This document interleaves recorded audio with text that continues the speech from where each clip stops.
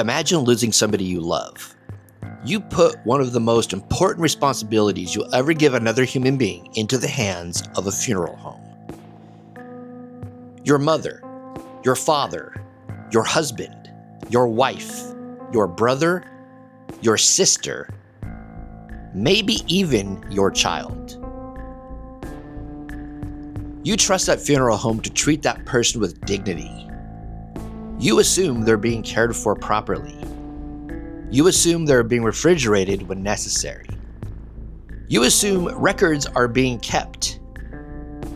You assume the person eventually buried or cremated is actually your loved one. These assumptions are basically the foundation of the funeral business. But in Chicago, dozens of families are now questioning those assumptions.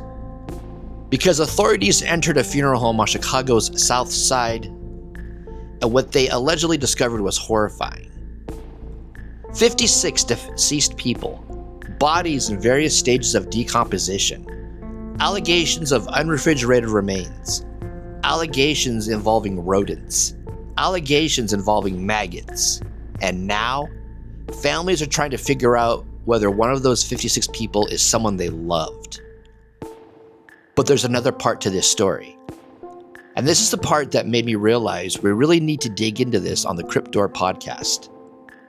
The people connected to this funeral home have already been associated with another facility where authorities found serious problems involving human remains.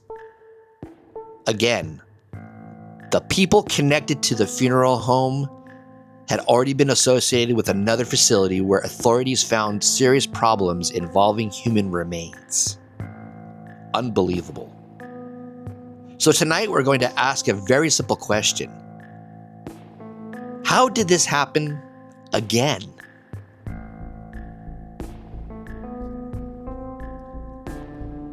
Welcome back, everybody, to the Crypt Door Podcast. I am Tony, and if you've watched the podcast for any amount of time, you know the story hits directly at what this channel is about.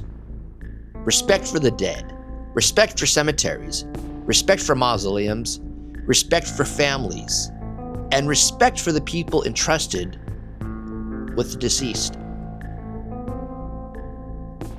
This isn't a ghost story. This isn't cemetery folklore. This isn't a legend. This is happening right now. And because this investigation is still developing, I'm going to be very careful today about separating confirmed information from allegations. Nobody listening to this should interpret allegations as determination of guilt. We're going to follow the evidence that's been publicly reported, and we're going to talk about the questions those facts raise. I've walked through hundreds of cemeteries. I've walked inside mausoleums. I've seen crypts. I've seen cremation niches. I've seen funeral traditions from generations ago. And the one thing I always come back to is dignity. That's somebody. That's somebody's family. You don't stop being a person when you die. And your family doesn't stop loving you. That's why something like this bothers me so much. The facility is called South Chicago Chapel. It's located at 2939 East 95th Street in Chicago. Authorities arrived on August 6th. Chicago police were there assisting state licensing investigators. They weren't initially responding to a homicide. This was connected to a licensing investigation. And while investigators were inside, they discovered human remains. Then the scale of what they were dealing with became apparent. More than 50 descendants. The official number subsequently reported was 56 bodies. 56. I want to stop on that number. We're not talking about one person who may have accidentally been left outside refrigeration. We're not talking about one paperwork mix-up. 56 human remains. 56 human beings. That's what changes the scale of this story. Now, what state records allege State licensing records describe an unrefrigerated area. They describe deplorable conditions. They allege rodent infestation. They allege decomposition. They allege maggot infestation. Again, these are allegations contained in the government's licensing action. But those allegations were serious enough that the funeral director's license was suspended. Now, let's talk about the smell. One of the strangest parts of this story, neighbors said they had been noticing an odor. Some described it smelling it for months. One resident reportedly compared it to dead animals or dead rodents. Now let's think about living next door. Every day you smell something. Maybe you assume it's garbage. Maybe animals. Maybe sewer problems. You certainly don't immediately assume there are dozens of decomposing people inside the funeral home next door. Now, this raises a question for me. At what point does an odor coming from a funeral home warrant an inspection? I understand funeral homes deal with deceased people, but modern funeral homes have refrigeration. They have preparation rooms. They have sanitation requirements. They should not normally be producing an odor that neighbors can smell down the street. Excuse me. Now, I'm going to ask you guys, what would you have done if you lived next to a funeral home and for weeks or months you continually smelled what seemed like decomposition? Would you call the city? Police? Health department? Would you think anything of it?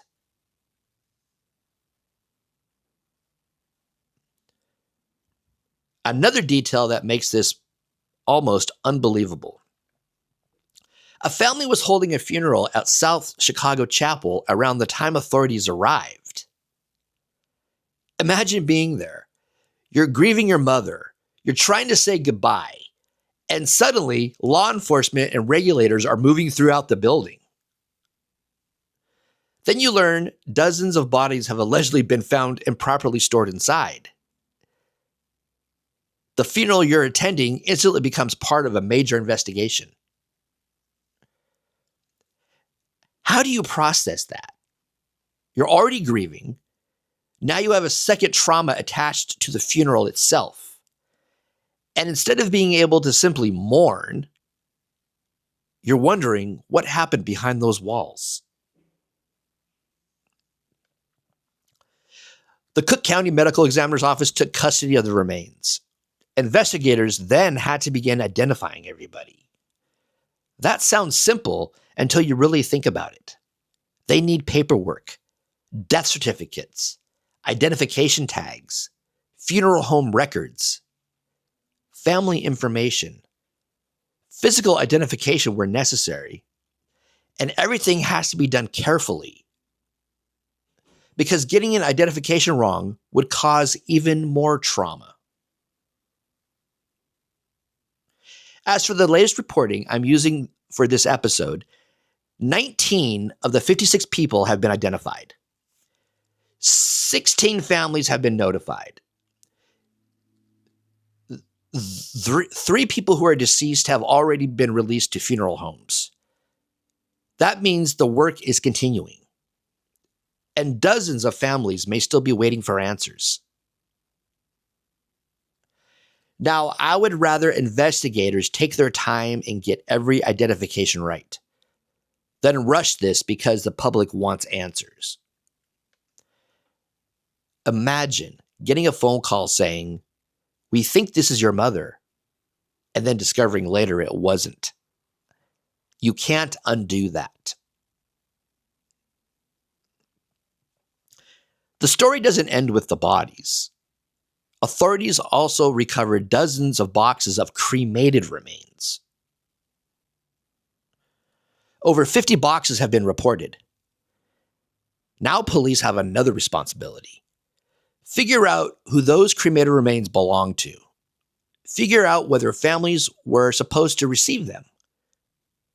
Figure out why they were still there.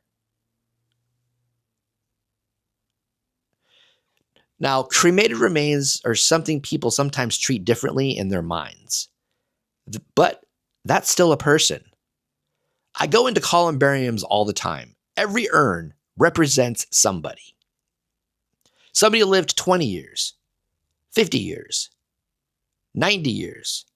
They had Christmases, birthdays, jobs, families, adventures, arguments, everything. They had a life. At this point, you might already be thinking, how could something like this so large happen? How could 56 deceased people apparently reach these conditions? How could dozens of cremated remains remain unresolved? And most importantly, was there anything in the history of the people running this business that should have caused regulators to look more closely? That's where this story becomes even more troubling, because this was not the first controversy connected to these operators.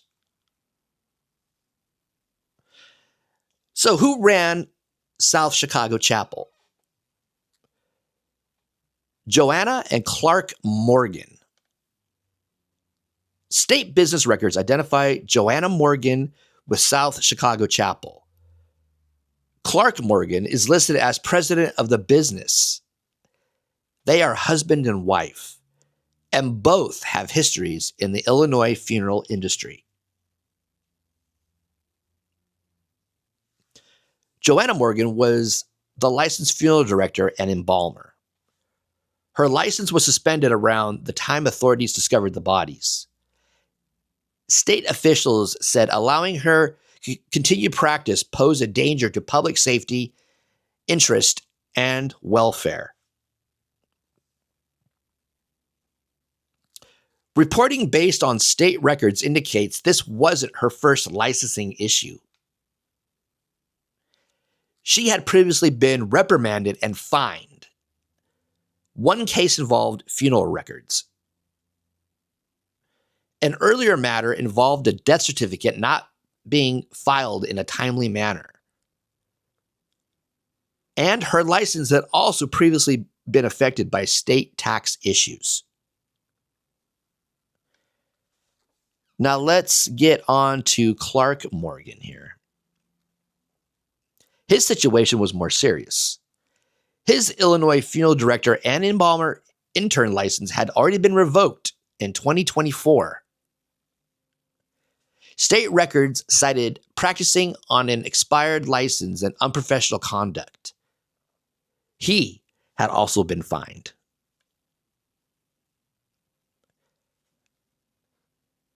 This is where my questions start getting bigger. If somebody's funeral director license had been revoked, but they're still the president of a funeral home business, how does oversight work? Who is responsible for making sure the person isn't effectively doing work they're no longer licensed to perform? I'm not saying that's necessarily what happened here. I'm saying that's a question the system needs to answer.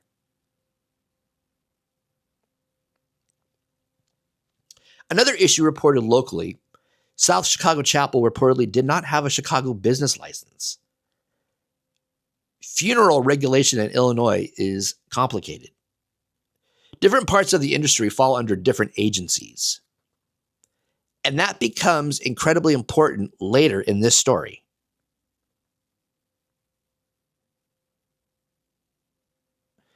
Now let's get to the Heights Crematory. This is the part of the investigation that made headlines even more disturbing. Joanna and Clark Morgan were also connected to Heights Crematory in Chicago Heights. And that business had already become the subject of a major human remains scandal. Now, what happened at the Heights Crematory? In 2025, authorities investigated conditions at Heights Crematory. Reports described improperly stored bodies, bodies inside malfunctioning or broken refrigeration, other bodies allegedly stacked together, long delays involving cremation, poor record keeping, and hundreds of boxes of cremated remains that had never been returned to families. So before the 56 remains were discovered at South Chicago Chapel, state authorities already had another serious remains handling case involving people connected to this business. That's why this story isn't just something horrible was discovered inside a funeral home. The bigger story is, why wasn't the second business watched more closely?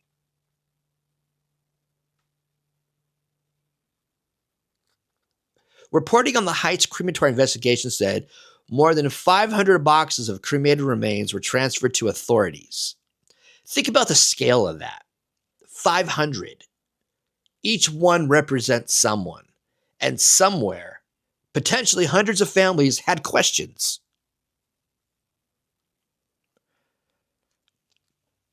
One lawsuit connected to the Heights Crematory described an especially disturbing situation.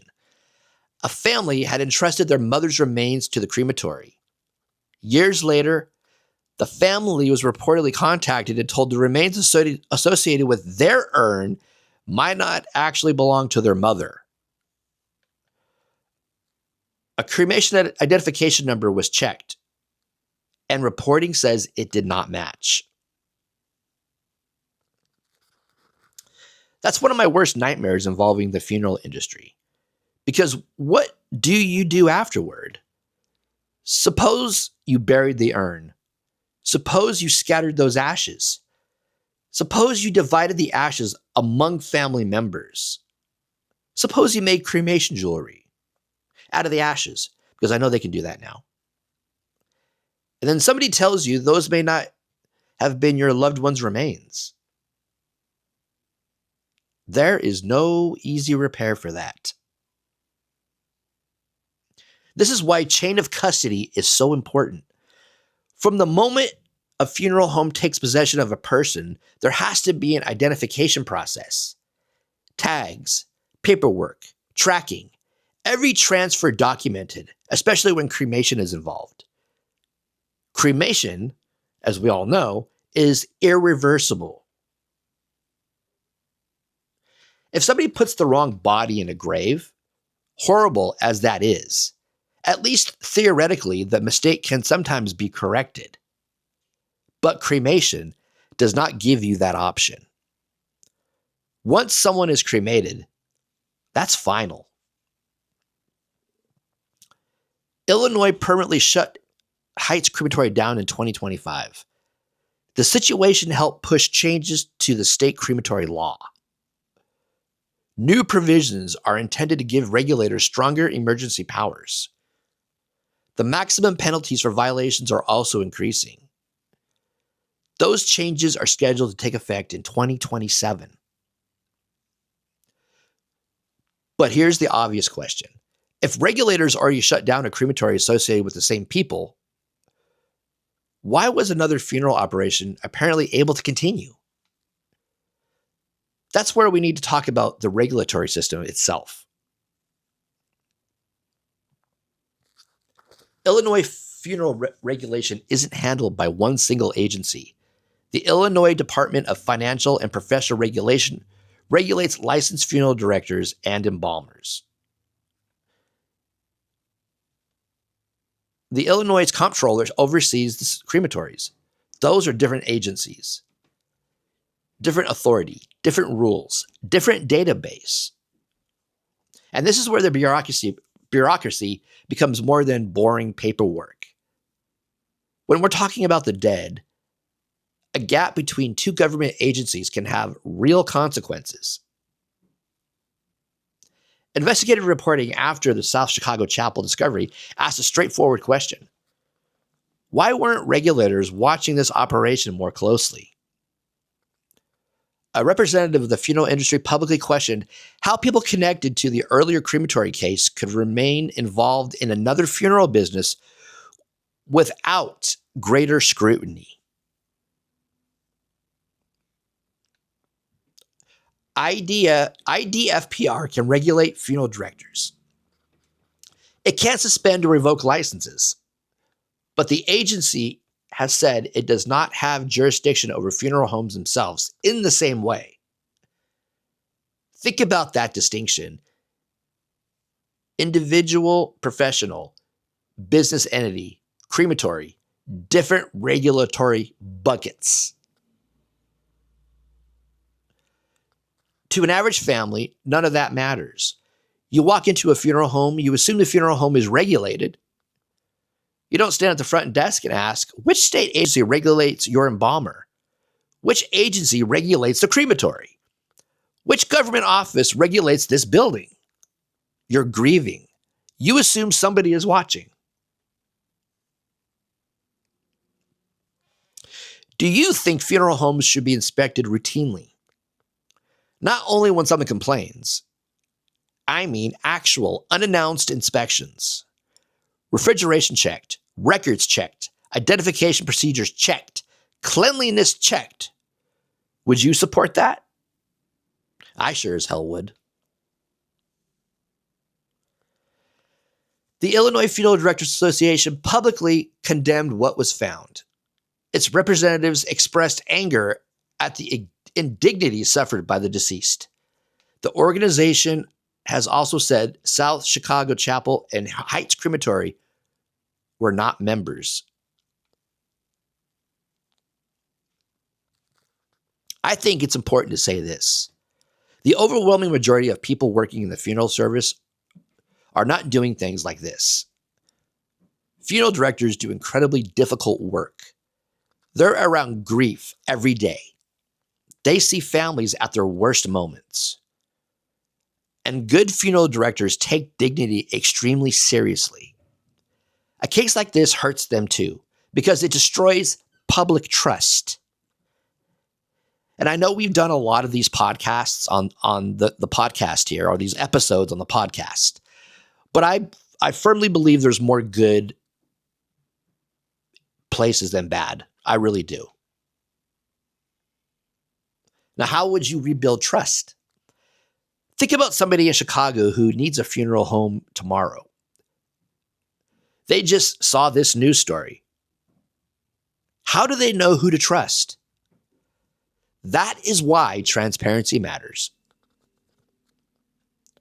Now, questions family can ask. Where will my loved one be stored? Does your facility have refrigeration? Will they remain here or be transported somewhere else?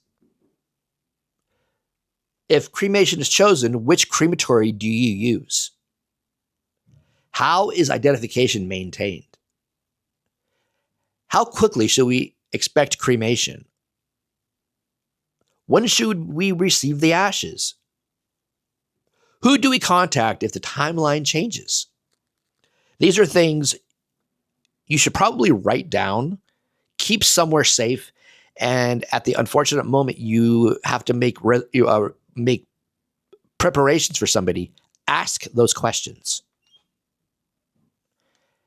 Asking questions isn't disrespectful. You're paying for a professional service. More importantly, you're entrusting somebody you love to another person's care. You have every right to ask. Now, should inspection reports be public? Another question. Should families be able to type a funeral home's name into a state website database kind of thing and immediately see license status, disciplinary history, complaints that resulted in findings, inspection dates, ownership, and other businesses associated with those owners? I think people should be able to do that.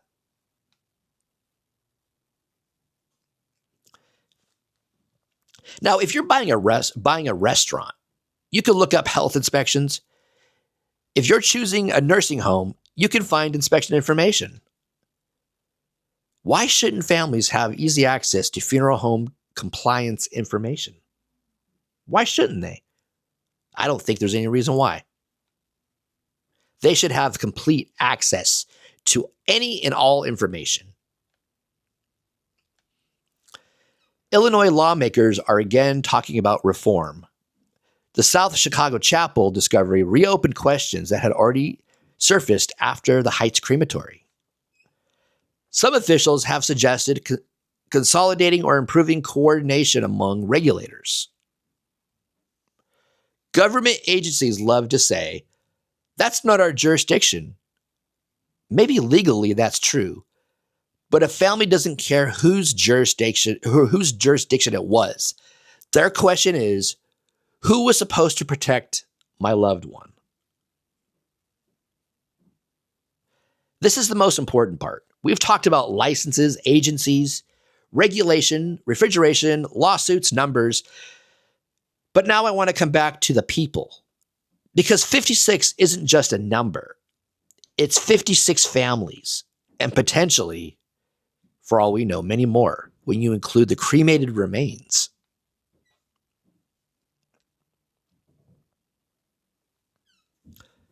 One family was holding a funeral at the facility when authorities arrived. Latasha Johnson had gone there for her mother's funeral. She described being heartbroken and overwhelmed after learning what authorities found. Think about that. The day that's supposed to provide closure instead creates a new question. Funerals aren't supposed to create mysteries. They're supposed to resolve one stage of grief. You're supposed to know mom is here. Dad is here. We said goodbye. Now the family can begin the next part of grieving. When that trust in that process collapses, it creates a completely different kind of trauma. A woman from Texas has filed a lawsuit connected to South Chicago Chapel. The complaint seeks class action status. She alleges her father died August 4th. South Chicago Chapel took possession of his body. 2 days later, the family attempted to transfer him to another funeral home. When they arrived, authorities were removing dozens of remains. And the lawsuit alleges her father's body was among them. What that lawsuit alleges: failure to properly attach identifying information, failure to maintain proper inventory, failures involving custody, preservation, storage, identification, and disposition. Important legal note here: these are civil allegations. Filing a lawsuit doesn't prove them. The defendants will have the opportunity to respond through the court process. But even before a court decides responsibility, think about what the family is experiencing. Your father dies. 2 days later, you're trying to move him, and suddenly his body is part of a massive medical examiner investigation. Wow. Other families don't know yet. That's another level of suffering. You're sitting at home, watching television, watching the count slowly change. 11 identified, 12, 19. And every time your phone rings, you wonder if it's the medical examiner calling you. Sometimes uncertainty is worse than bad news because your mind fills in the blanks. Then there are the boxes of ashes. Families may be wondering, is this one of ours? If I received the ashes previously, were they really my relative? If we never received the ashes, are they still sitting there?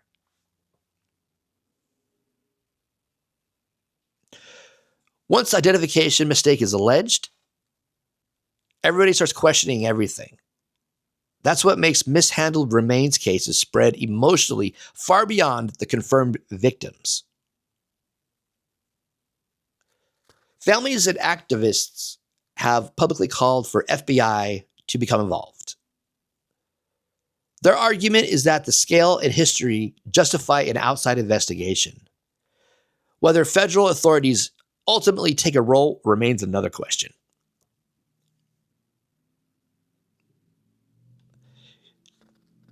Question for you guys. Do you think the FBI should investigate?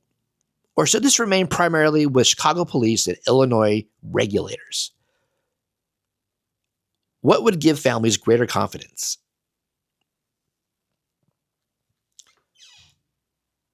I don't want this episode to turn the deceased into props for a shocking headline.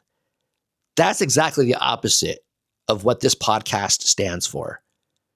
Every one of those people had a name. Everyone had a history.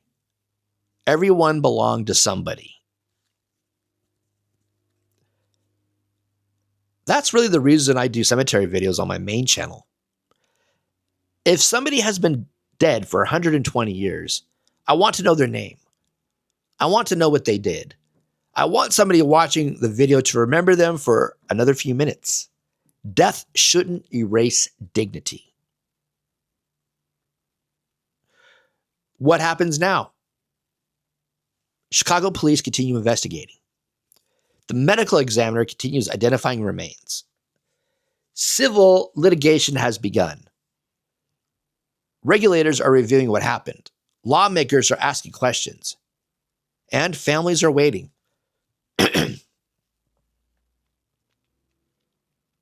No criminal convictions.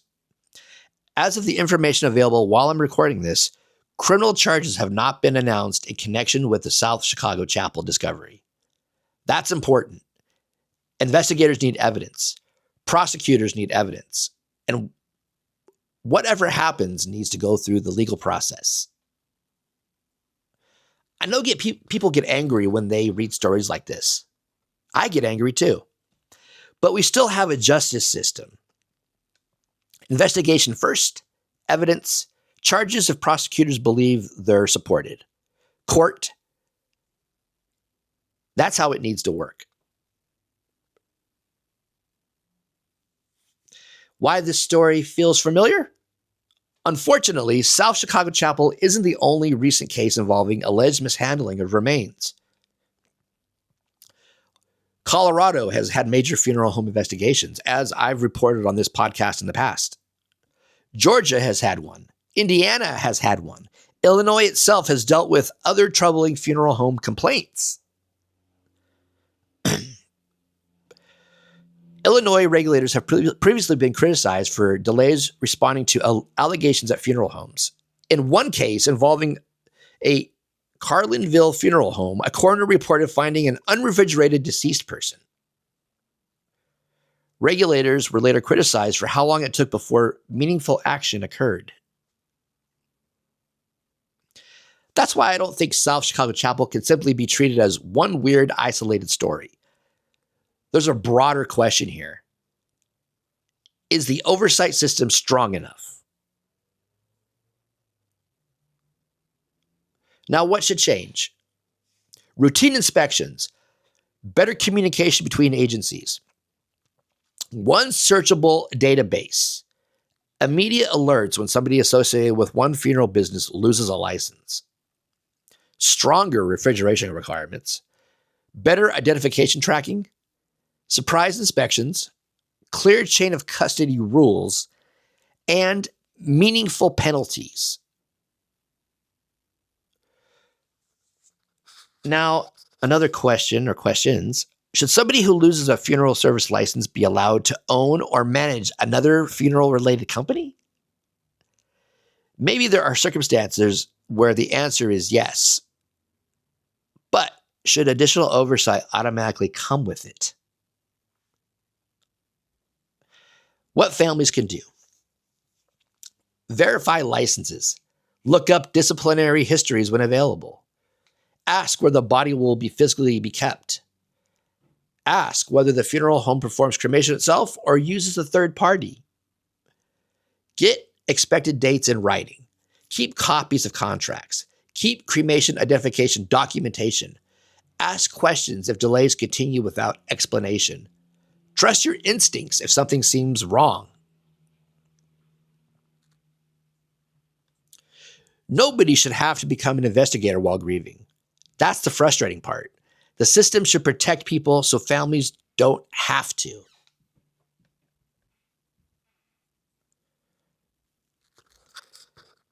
I spend most of my time showing you where people end up.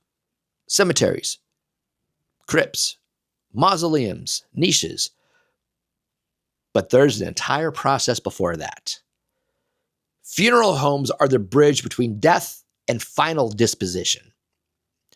Families have no choice but to trust somebody. That's why that trust carries enormous responsibility. The number 56. Before we close, I want to go back to that number one final time. 56 people. And another 56 boxes of cremated remains reportedly discovered. Don't even think of them as evidence. Think of them as people. Somebody celebrated Christmas with them. Somebody called them on their birthday. Somebody argued with them. Somebody laughed with them. Somebody held their hand. Somebody cried when they died. And somebody trusted a funeral professional to take care of them. That's where the part of the story I don't want people to forget. Questions for you, my podcast audience. Do you think funeral homes should undergo surprise inspections? Should state disciplinary action records be easier for families to find? Should one agency regulate funeral homes, funeral directors, and crematories? Should previous serious violations automatically trigger inspections of every related business? Do you think federal investigators should become involved in this case? And the biggest question, how the heck did this happen again? The South Chicago Chapel investigation is far from over. More of the 56 people still need to be identified. More families still need answers. The lawsuit is only beginning. Police are still investigating. And state officials are now being asked some very difficult questions. I'll continue following this story because I have a feeling we haven't heard the last of it. If criminal charges are filed, if more lawsuits emerge, if regulators release additional information, or if there are major developments involving the families, we'll come back here and do an update. Because at the Crypt Door Podcast, cemeteries aren't attractions filled with nameless stones. Mausoleums aren't creepy buildings. Urns aren't decorations. And bodies aren't inventory. They were people. They deserve dignity. They deserve respect. And their families deserve answers. Thank you for joining me on this one. Take care of yourselves. Respect the places you visit. Remember the people who came before us. And until next time, I'll see you behind the next Crypt Door. Have a great day, everybody. And thank you for listening.